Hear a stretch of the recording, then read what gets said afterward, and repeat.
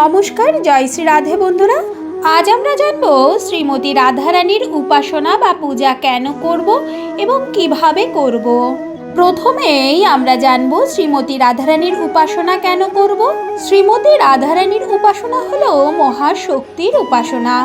স্ত্রী অথবা পুরুষ, বিবাহিত অথবা অবিবাহিত সব ধরনের মানুষেরাই শ্রীমতী রাধারানীর উপাসনা করতে পারেন। এই মহাশক্তির উপাসনা করতে গেলে কেবলমাত্র দাস্য ভাব আর ভক্তির আবশ্যকতা প্রয়োজন হয়।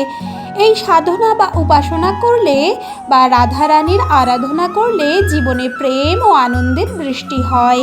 শ্রীমতী রাধারানী যাকে শ্রীকৃষ্ণও আরাধনা করতেন, সেই শব্দাক্ষরী মহাবিদ্যায় কামধেনু স্বরূপিণী।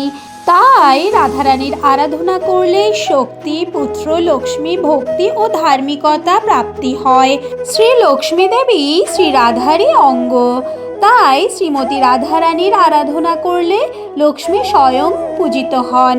রাধারানীর মধ্যে শ্রীকৃষ্ণের আহ্লাদিনী শক্তি, সম্বন্ধিনী শক্তি, জ্ঞান, ইচ্ছা ও কর্মের শক্তি রয়েছে এবং আছে।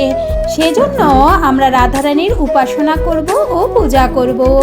এবার আমরা জানব কিভাবে রাধারানীর উপাসনা করব।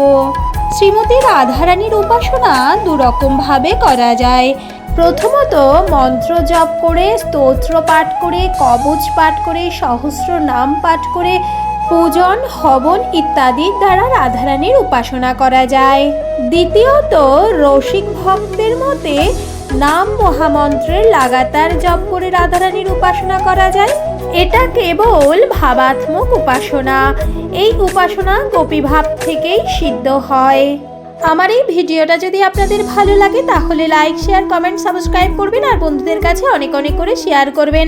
জয় শ্রী রাধে, ধন্যবাদ।